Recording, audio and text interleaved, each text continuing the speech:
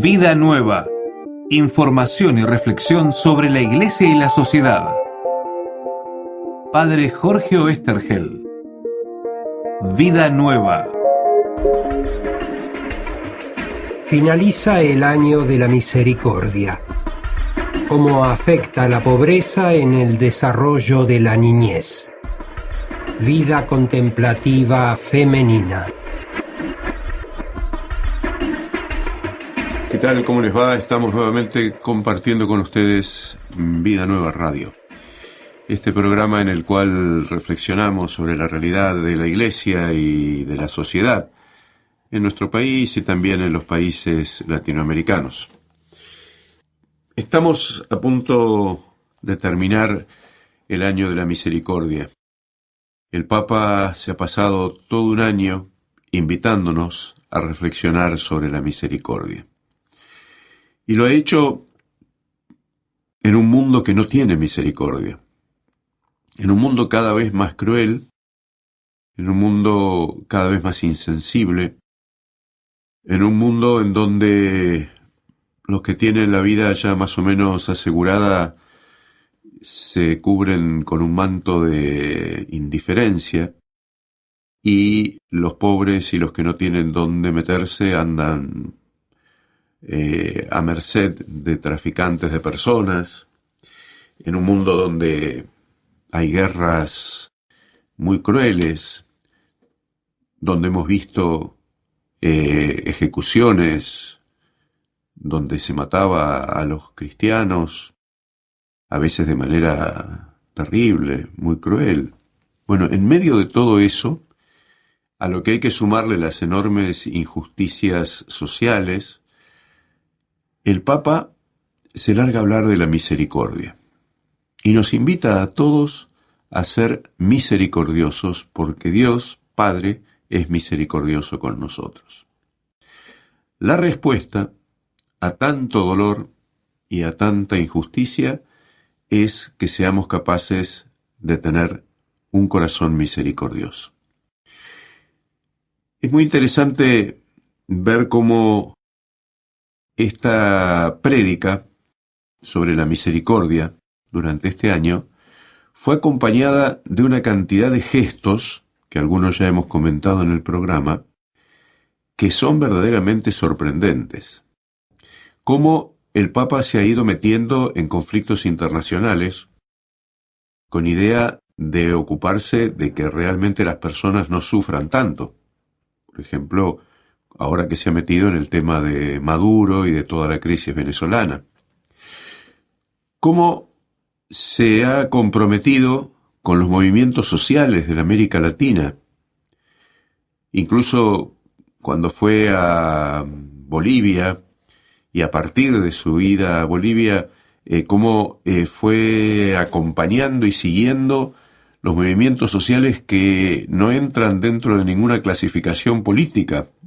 Para todos los actores de la política y de la vida internacional son incómodos porque los movimientos sociales no están relacionados con los sindicatos ni forman parte de los partidos políticos. Son movimientos que han surgido de la gente y que el establishment, la sociedad en general, no sabe muy bien qué hacer con ellos. Y el Papa los convoca a un congreso. Va a los congresos que ellos organizan, como cuando fue a Bolivia, y los convoca a un congreso en Roma. La predicación de la misericordia ha ido acompañada de una constante atención a los conflictos y a los problemas reales y concretos de las personas. El Papa no solamente ha hablado de la misericordia, ha tenido misericordia. Y nos viene bien, especialmente a los argentinos, que rápidamente sacamos conclusiones un poco superficiales de las cosas que hace el Papa. Si miramos todas las personas que ha recibido el Papa, lo podemos ver como jugadas políticas o como gestos de misericordia. Si lo vemos como jugadas políticas, nos aventuramos a cualquier tipo de especulaciones. Pero si lo vemos como gestos de misericordia, como una actitud de un pastor que recibe realmente a todos, entonces nos aparecen dos problemas. El primero es si nosotros somos capaces de hacer lo mismo, si somos capaces de tener la apertura mental y de corazón como para hablar y acercarnos a quienes realmente son diferentes de nosotros y piensan de una manera distinta, y no solamente piensan de una manera distinta, sino que no piensan cambiar. Entonces, yo estoy dispuesto a convivir y a encontrar una manera de convivir con personas de otras creencias, de otras costumbres. Estoy dispuesto a organizar un orden que permita que eso sea posible. O lo hacemos, o el mundo no tiene futuro, porque cada día más todos estamos mezclados y todos estamos necesitando unos de otros. El año de la misericordia está terminando. La tarea de la misericordia y de poner misericordia en un mundo tan poco misericordioso recién empieza. Necesitamos incorporar en nuestra tarea de todos los días esto que hemos reflexionado, esto que nos ha dicho el Papa, esto que hemos compartido entre todos y además todas las acciones que hemos visto. Y estamos invitados a continuarlo con más acciones y con más palabras. Ojalá este año de la misericordia, que ya termina muy prontito, sea el punto de partida de una cantidad de acciones y de una cantidad de enseñanzas y palabras y gestos que nos permitan una iglesia nueva, para un mundo realmente nuevo. Estamos viviendo un cambio de época que ni siquiera nos damos cuenta de la intensidad y del tamaño que tiene. Nos tenemos que animarnos a vivirlo y tenemos un pastor que toma la iniciativa y que nos invita con palabras muy tiernas, pero muy exigentes, a sacudirnos la indiferencia y ponernos manos a la obra. Vida nueva. Realmente creo que este planteo del Papa sobre el año de la misericordia es verdaderamente novedoso. Yo cuando empezó con el tema y cuando anunció que iba a haber un año de la misericordia, me pareció que era un tema un poco abstracto, como que vamos a hablar de la misericordia, está dentro de la problemática de la gente, ¿no? Yo siempre estoy pensando si lo que hablamos nosotros es lo que le importa a la gente o nosotros estamos hablando desde los curas lo que nos parece a nosotros. Y tuve algunas dudas al principio, pero la verdad es que a medida que él fue desarrollando las palabras y las acciones, me di cuenta que había metido el dedo en la llaga de un tema absolutamente clave. No sé a vos qué te parece. Me surge esto. En esto de la misericordia, ¿está incluido el prójimo? ¿Está incluido en nosotros la idea del próximo, del prójimo? ¿O es simplemente una especie de entelequia en la cual teorizamos lo concreto? ¿Está cerca el otro o no? ¿Me importa el otro o no me importa? Y es la clave. Había, no me acuerdo dónde lo leí hace mucho tiempo, hablaba de que fulano de tal tenía una caridad y una misericordia telescópica, porque veía perfectamente las miserias del África, pero era absolutamente incapaz de mirar las que estaban al lado. Esto es muy común, y además nos abre el abanico a una problemática que siempre la tratamos y que es que el prójimo más prójimo está en la familia y en quienes trabajan al lado nuestro. En cada familia hay alguien que está más en el margen. Y ese alguien no siempre es el mismo. La sabiduría de papá o mamá o quien sea está todos los días en ver quién es el más necesitado ese día y en ese momento. La palabra misericordia, el Papa la aplica al mundo, pero nosotros tenemos que ser capaces de aterrizarla en lo concreto. Como vos decías recién, el prójimo, las personas con las que me topo todo el tiempo, son los primeros tendrían que ser los primeros destinatarios de una actitud misericordiosa, ¿no?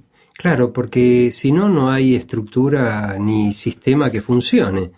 En algún momento no necesito a nadie, supuestamente, y en otro momento sí necesito. O sea, cuando estoy en baja, el otro me importa. Cuando estoy arriba y tengo satisfechas las necesidades más importantes, ya no me importa el otro. ¿Para qué lo necesito al otro, no? Esto sería un poco la locura esta que Claro, que vivimos. eso es, en última instancia, establecer las relaciones interpersonales a partir de criterios no afectivos, sino de mutua utilización. Es decir, se mete la economía y las leyes de la economía en la vida cotidiana. ¿Me sirve o no me sirve? ¿Me conviene o no me conviene? ¿Qué gano con esto? Hasta las palabras que usamos son las palabras de los economistas. Cuando, si pongo el tema en el lugar del afecto y de la misericordia, las palabras son otras. ¿Qué sé yo si me conviene o no me conviene? Me gusta, lo quiero, me importa. Me acuerdo de estas palabras tuyas. Yo pago mis impuestos que me sirvan. Claro. Como que si uno estuviera acá como un inquilino y entonces, como yo pago los impuestos, me tienen que atender. No, pará, esto no es así. El vínculo con el pueblo al cual yo pertenezco no es económico. Yo pertenezco a una familia, pertenezco a un pueblo, y las razones por las cuales estoy metido en esa familia, en ese pueblo, no son de conveniencia o no conveniencia.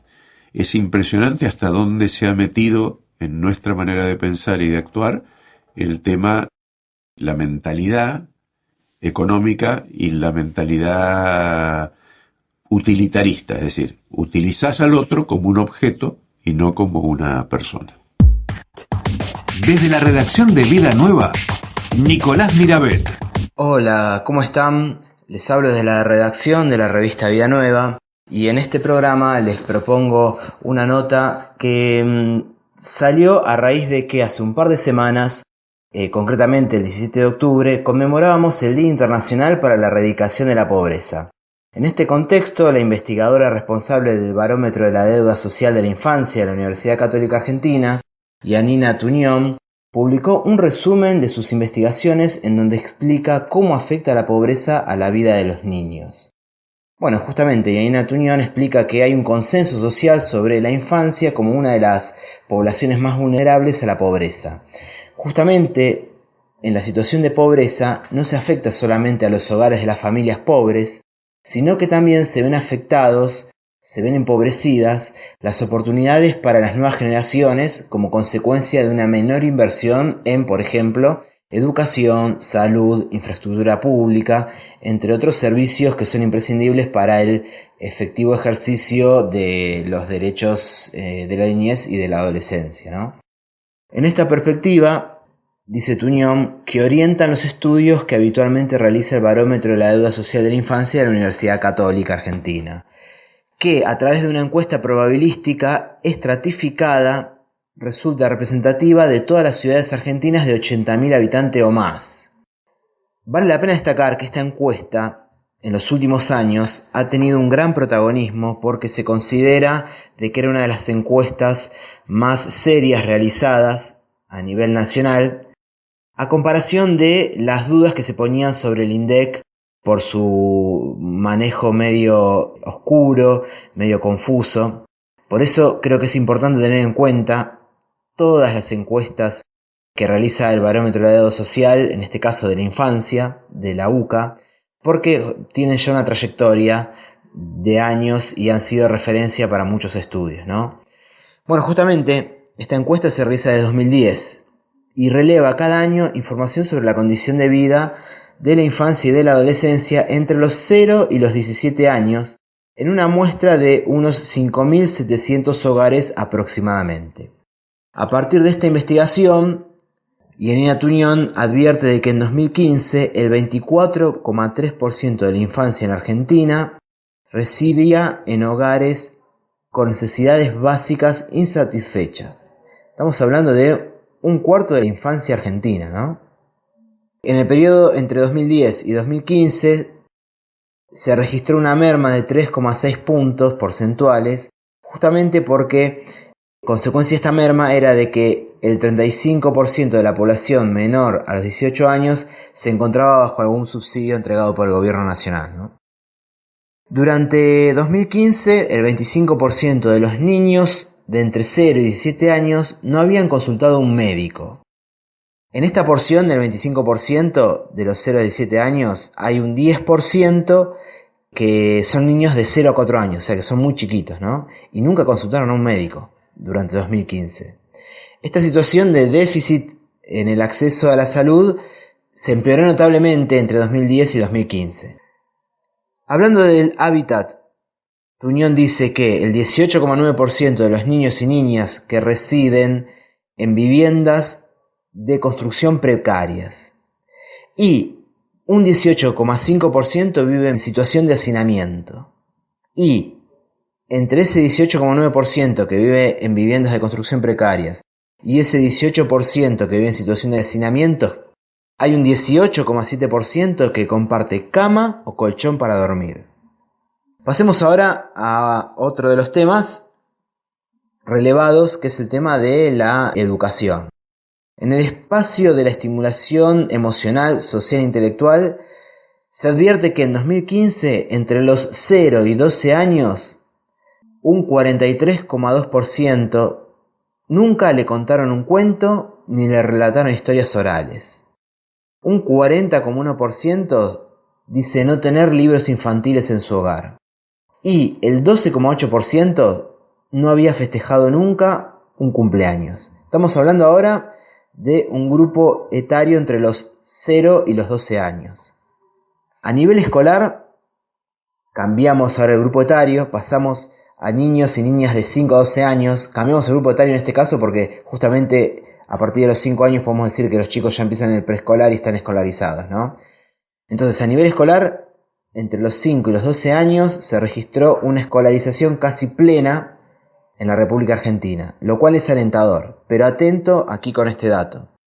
El 73,7% de esta población asiste a escuelas de gestión pública y se estima que alrededor del 90% de esta gente lo hace una jornada escolar simple. Atención, que tengan una jornada escolar simple, para Tuñón se trata de una mayoría de niños que poseen tiempo de sobra para socializarse en otros entornos sociales diferentes al escolar y al familiar, o sea, tienen la tarde libre.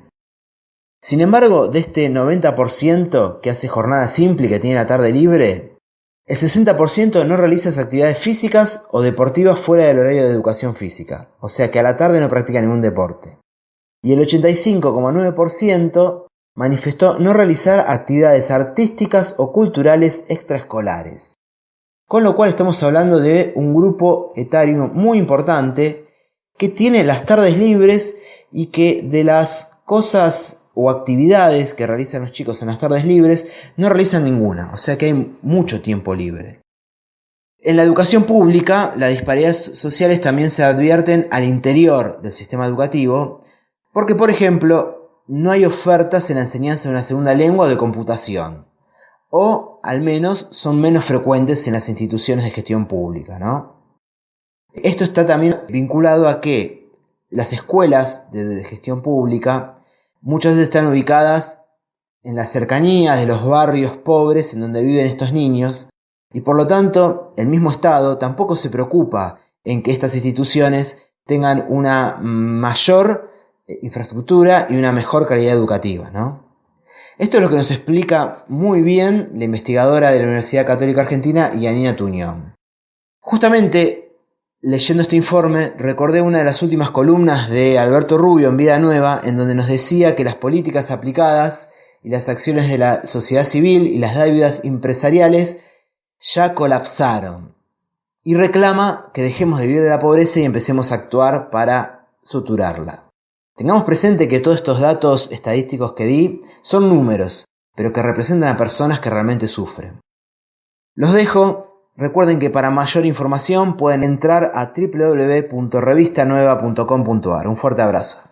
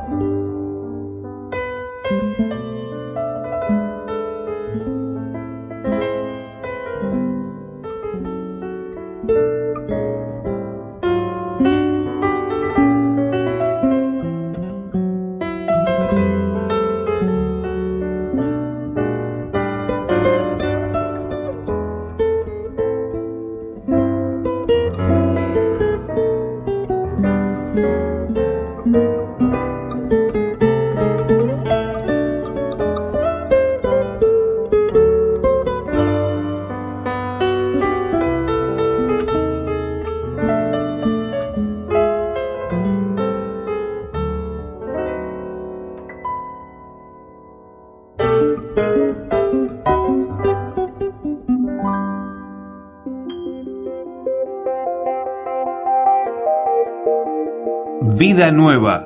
Información y reflexión sobre la Iglesia y la sociedad.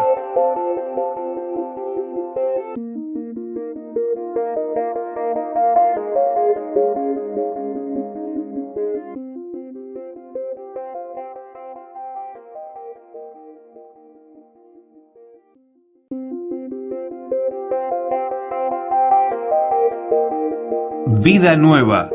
Información y reflexión sobre la Iglesia y la sociedad. El Papa se larga a hablar de la misericordia y nos invita a todos a ser misericordiosos porque Dios, Padre, es misericordioso con nosotros. Yo estoy dispuesto a convivir y a encontrar una manera de convivir con personas de otras creencias, de otras costumbres. Vida Nueva. Tenemos en Vida Nueva Radio el privilegio de acceder a un reportaje que Peter Sewell, que es el periodista que ha escrito un libro sobre Benedicto XVI, el reportaje que él le hace a Benedicto XVI para su libro Últimas Conversaciones, en donde Benedicto XVI cuenta, la entrevista está muy bien llevada, cuenta cómo vivió ese momento de su renuncia. El periodista le pregunta si vivió una intensa lucha interior para tomar esa decisión. Y pone entre paréntesis, antes de comenzar la respuesta, inhalación profunda. Es decir, cuando le pregunta, ¿tuvo una intensa lucha? La respuesta del Papa, del ex Papa, el Papa emérito, es: eso no resulta, por supuesto, nada fácil, dado que en 1000 años ningún Papa había dimitido y que en el primer milenio solo hubo una excepción. Se trataba de una decisión nada fácil de tomar y a la que uno debe darle muchas vueltas. Por otra parte, para mí la evidencia era tan grande que no hubo ninguna lucha interior especialmente intensa. Tenía conciencia de la responsabilidad y la gravedad de la decisión, pero sopesaba una y otra vez ante Dios y ante mí mismo. Eso sí, pero no en el sentido de que me desgarrara por dentro, como que no lo vivió con angustia. ¿Contaba, le pregunta el periodista, con que su decisión causaría también decepción y perplejidad? Y fue quizás más fuerte de lo que preveía. Tampoco contaba con que precisamente algunos amigos, por un momento, se quedaran turbados y se sintieran abandonados. ¿Esperaba la conmoción? Y no había más remedio que asumirla, dice. Pero entonces debe haberle costado muchísimo dar ese paso. Y Benedicto XVI contesta: en situaciones así, uno es ayudado. Tenía claro que debía hacerlo, y que ese era el momento adecuado. La gente lo aceptó también.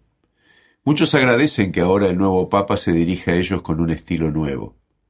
Habrá quienes quizás añoren algunas cosas, pero entre tanto, estos también se sienten agradecidos. ¿Cuándo tomó la decisión ya en firme?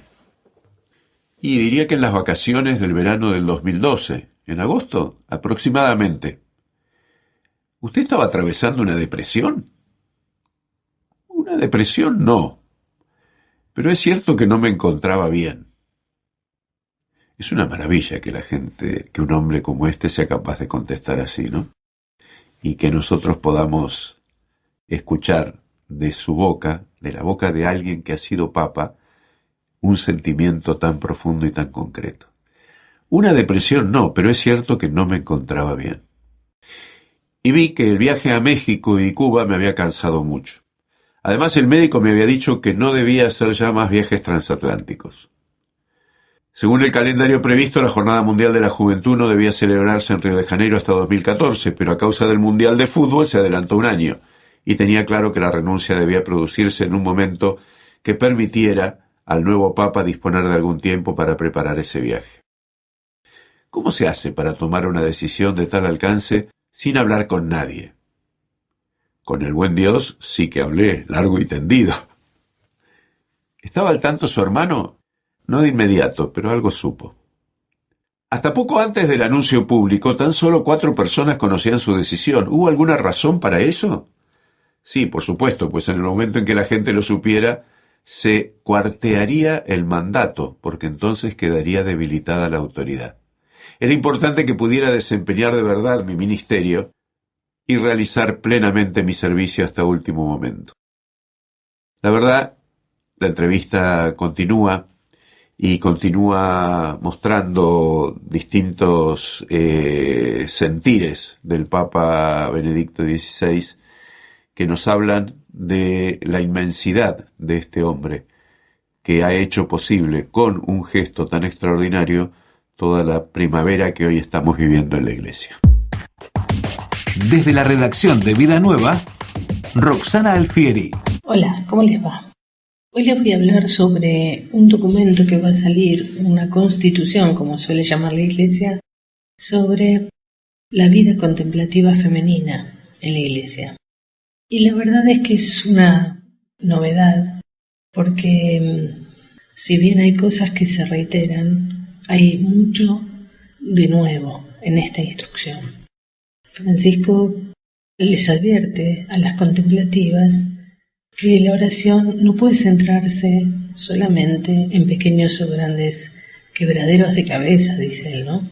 Que esto hace que ellas se replieguen, sino que tienen que salir, tienen que ensanchar el corazón para abrazar a toda la humanidad, y en especial a aquella que sufre, ¿no? A las personas heridas, a las personas enfermas, víctimas de dependencia, etc.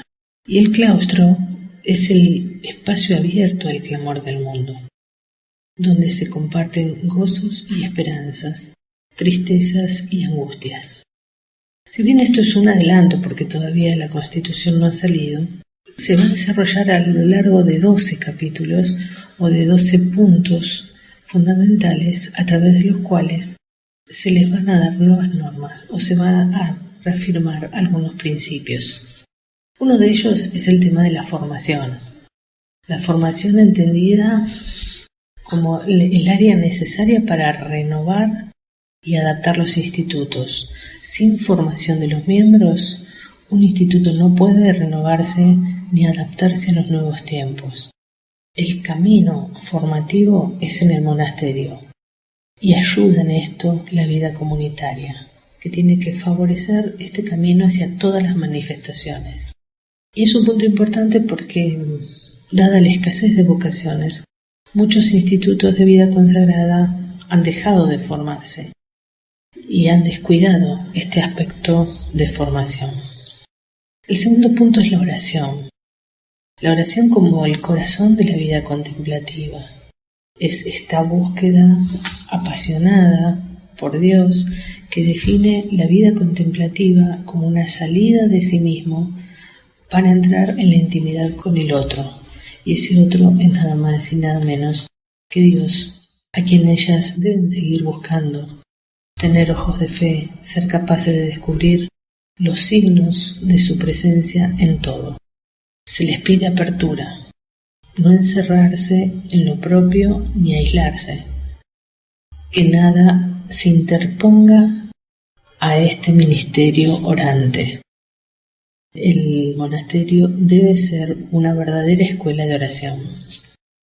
Después hay 2 o 3 puntos que me parece que hacen a la vida del religioso en general: la centralidad en la palabra de Dios, en la vida personal y comunitaria, el tema de los sacramentos, que los va a afirmar sobre todo, el tema de la Eucaristía y la reconciliación, va a hablar de la autonomía de los ministerios y de las federaciones, que hace a la estructura y a la organización de estas sociedades de vida apostólica. Y uno de los temas que más novedad trae es el tema de la clausura, donde la clausura no aparece como un tema determinante de la vida contemplativa, sino como uno de sus elementos.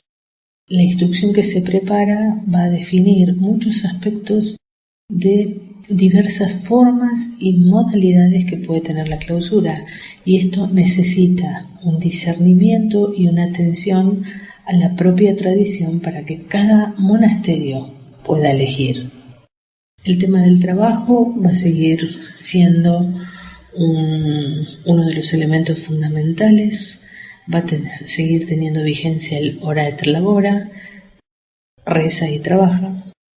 El tema del silencio, los claustros han sido a lo largo de la historia como las reservas del silencio para un mundo muy agitado y con mucho ruido. Por eso el Papa hace referencia a la necesidad del silencio en el que la palabra de Dios pueda ser escuchada y rumiada. El silencio es el que va a permitir una mirada de fe que capte la presencia de Dios en la historia personal y en los hermanos y hermanas que el Señor pone en el camino. El otro tema es el tema del sacrificio, y esto es imprescindible para recorrer el camino de la libertad. Se aprende a vivir en la lógica del don, y es interesante ver que se repara en la sobriedad, en la entrega de sí, la transparencia en las relaciones, la constancia en lo cotidiano, en una estabilidad física y de relaciones, en un espacio muy delimitado. Por eso el tema del sacrificio va a quedar también como un punto a discernir por las mismas religiosas para que sean capaces estas comunidades de acoger y de acompañar tantas tensiones y rupturas que a veces se dan en el mundo. Y finalmente quería hablarles del tema, un tema que se incorpora, es la primera vez que se va a hablar sobre la cultura digital en un tratado de las contemplativas. Y esta es una herramienta válida para la formación y un útil instrumento de comunicación. Hoy los monasterios tienen página web, incluso perfil en las redes sociales, y hay comunidades que recurrieron al ámbito digital para darse a conocer y presentar la vida contemplativa de una manera atrayente. Por eso, dentro de esta constitución va a haber una llamada al discernimiento a la hora del uso de Internet para que no aparte a las religiosas de su vocación, y Francisco va a pedir la misma prudencia que le pedía a los jóvenes. Pero a su vez, así como pide discernimiento a la hora del uso, también pide el mismo discernimiento para estar atentos a esa mirada hacia afuera. La verdad es que es un documento que para la vida consagrada es novedoso.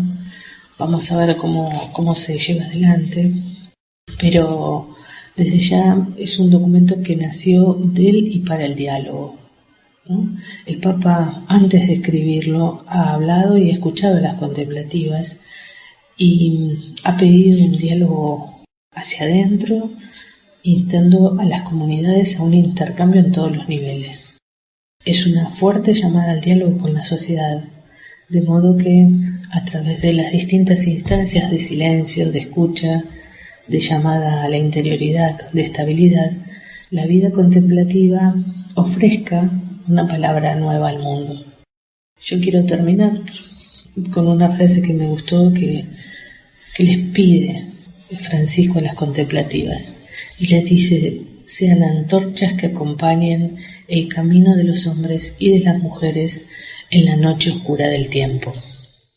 Los invito a que, si tienen oportunidad, lean toda la nota en nuestra revista de Vida Nueva, y nosotros, como todas las semanas, en la semana próxima tendremos otra columna para compartir.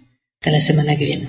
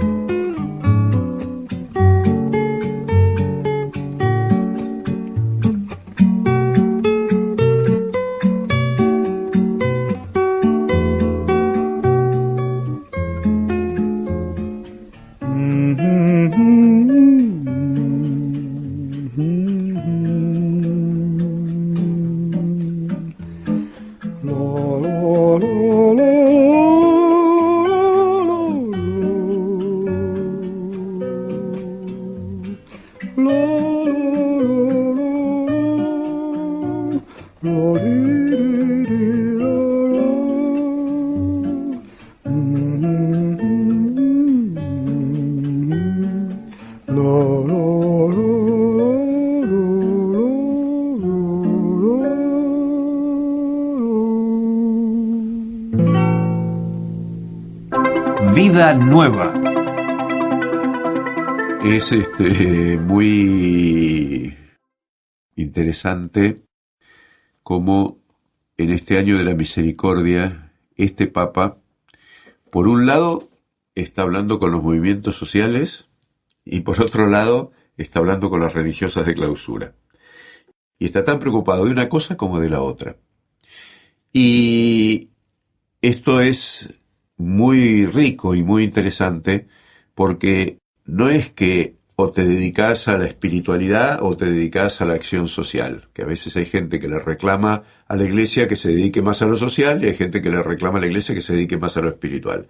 Las dos cosas siempre van juntas, porque hay una experiencia espiritual profunda, es que hay un compromiso social también profundo.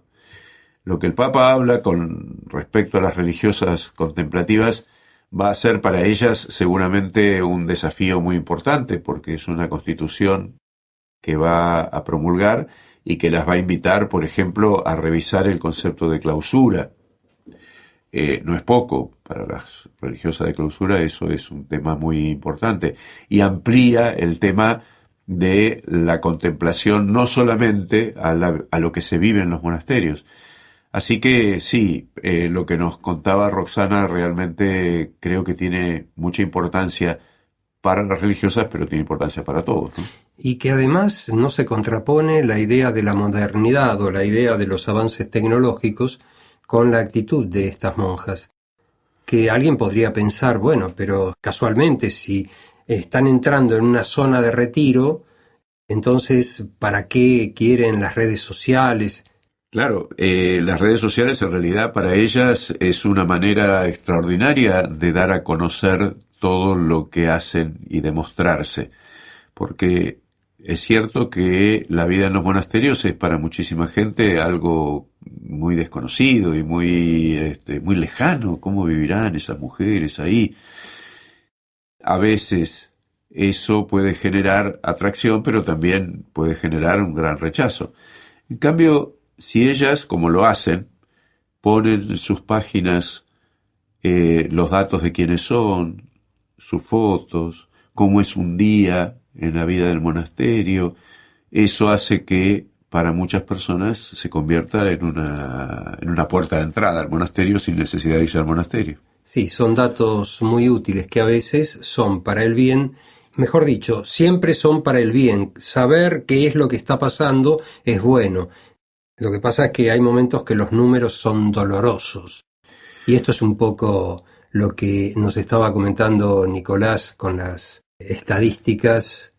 La verdad es que uno más o menos lo sabe y desgraciadamente lo ve, la situación de la niñez en nuestro país. Pero cuando te das cuenta que un cuarto de los niños de nuestro país viven en hogares muy vulnerables y en situaciones indignas para un chico, es un poco mucho, ¿no? Con que fuera el 5% ya es un poco mucho. Claro. Pero es demasiado, es inaceptable. No podemos escuchar esas cifras y decir, uy, qué macana, bueno, a ver qué. Esto o nos revuelve las tripas y nos mueve a hacer cosas concretas, o realmente estamos muy mal, Más allá de que los años de la niñez en muchos de ellos han pasado y no se me ocurre cómo tratar al menos de recuperar ese tiempo perdido, aparece en el horizonte la idea de qué planes en verdad se están gestando para enfrentar esto. ¿Sabrán los especialistas cómo hacerlo? A mí lo que me impresiona es que, por lo que uno ve, no se les ocurre otra idea más que la de los subsidios y darles plata. Y eso, si la mitad de los chicos nunca escuchó un cuento, estamos muy mal. Estamos muy mal porque no es un lujo escuchar un cuento. Es tan necesario como un pedazo de pan para un chico escuchar cuentos. Y es tan urgente como un pedazo de pan el que los chicos tengan la dignidad de poder imaginarse cosas, de poder jugar, de poder... realmente el trabajo que hace la UCA ofreciéndonos estas cifras, que son difíciles de expresar en un programa de radio y en un ratito, y que nos impactan mucho, las pueden de todas maneras, tienen acceso a esos documentos en la revista o a través de las redes sociales. Vuelvo al principio, nos tienen que llevar a hacer cosas, ¿no? ¿Y cómo poder llegar a ellos? Porque yo imagino que hay mucha gente que estaría dispuesta a colaborar, a trabajar, pero muchas veces con las buenas intenciones no alcanza. No. Y ahí hay una deuda enorme del Estado, porque hay cosas que no la podemos hacer los particulares. Entre otras cosas porque uno no tiene derecho a meterse en la vida y en la familia y en la vida de los demás. Pero todos los chicos son nuestros. Yo volvería a contar algo que lo he contado en otras oportunidades, pero que para mí fue una lección de esas que la comparto siempre por los medios porque me impactó muchísimo. Hace un tiempo en la Villa Carlos Gardel, una señora que tenía un comedor de niños me dijo, la vez pasada me dijeron que yo era una estúpida porque le daba de comer a chicos ajenos. ¿Y no es cierto, padre? Y yo estaba esperando la pregunta, ¿que no soy una estúpida? Ella me dijo, sin embargo, ¿y no es cierto, padre, que no hay chicos ajenos? No hay chicos ajenos. Esos chicos, a los que nadie les cuenta un cuento, también son chicos nuestros. Vida Nueva. Estamos terminando otra emisión de nuestro programa Vida Nueva Radio. Y comenzamos hablando de el año de la misericordia que ya está terminando. Y después nos metimos en temas como el de la niñez, de la que hablábamos hace un rato, o la vida contemplativa, o los pequeños detalles de la decisión del Papa Benedicto XVI, y todo está conectado. La misericordia tiene que ver con qué vamos a hacer con esos chicos de los que nos hablaba Nicolás hace un ratito. La misericordia tiene que ver con el compromiso de las religiosas que consagran toda su vida a la oración y a estar al servicio de los demás. Yo creo que el hilo conductor de todo lo que hemos estado diciendo es que son inseparables el tema de la evangelización y la espiritualidad del tema del compromiso por las transformaciones y los cambios concretos. No hay, por un lado, la oración, el vínculo con Jesús, ir a misa todos los domingos, y por otro lado, el ver cómo nos ocupamos, con una frase que a mí no me gusta, pero de los que menos tienen, o de los pobres, como si eso perteneciera a otro planeta. La evangelización, la oración, la Eucaristía es inseparable del otro, son las dos caras de una misma moneda. No puede haber una experiencia religiosa auténtica que no conlleve una actitud de transformación de las injusticias que estamos mirando y que estamos viviendo. Esto no hace falta descubrirlo en ningún documento, ni en ningún libro, ni en ningún discurso especial. Con ir al Evangelio alcanza y sobra. Jesús venía a hablar del reino de Dios. Y hablando de Dios su Padre y hablando del reino de Dios, termina peleándose con todos los que, de una manera u otra, se aprovechaban de los pobres y de los marginados de su tiempo. Por un lado, nadie puede discutir, su mensaje es profundo y absolutamente religioso. Pero también es evidente que para Jesús cada leproso, cada paralítico, cada niño, cada mujer que padecía, todo sufrimiento era importante. Y para él hablar de Dios y anunciarnos la buena noticia que había venido a traernos, conllevaba todo lo que él en su momento dijo e hizo, que era mucho más revolucionario de lo que ahora puede decir el Papa o puede decir el más revolucionario de los revolucionarios. Cuando Jesús se va a comer a la casa de Zaqueo, que era de lo peor, era el tipo que explotaba a los judíos, era el judío que cobraba impuestos para los romanos. Era rico. No lo querían los romanos porque para los romanos era un judío. No lo querían los judíos porque para los judíos era un traidor. En realidad era un tipo que ocupaba un lugar muy importante en la sociedad, pero a la vez era un marginado, un tipo excluido por todos. Y Jesús lo ve y no se queda con todo el imaginario sobre Zaqueo, sino que va al fondo. Él puede ver el corazón y entonces le dice: Zaqueo, esta noche me voy a alojar en tu casa. No a ver si tomamos un café. No que me voy a comer a tu casa, sino que me voy a alojar a tu casa. Se iba a quedar a dormir. Todos los demás se escandalizan, pero a Jesús le importaba un pito que la gente se escandalizara o no se escandalizara y lo que pensaran o dejaran de pensar de él. Él sabía lo que tenía que hacer y lo que tenía que decir. Y he venido para esto, dice en ese mismo pasaje, para salvar al que estaba perdido. Ese sujeto, que era rico, que era famoso, que era poderoso, estaba perdido. Pero nadie podía ver que estaba perdido. El mismo Jesús tiene este tipo de actitudes que nos muestran que todo el anuncio de la misericordia es inseparable del compromiso concreto y de jugarse, porque lo que es interesante de Jesús, y salvando las distancias, es tan apasionante en el Papa Francisco, es que se juega, se mete en el barro, se arriesga, lo recibe a Maduro y lo critican por todos lados, recibe a mucha gente que uno dice, pero ¿cómo puede ser? Pero no importa, lo importante es ir al encuentro. Se va a Suecia y le da un abrazo a la arzobispa luterana en el aniversario 500 de la Reforma de Lutero.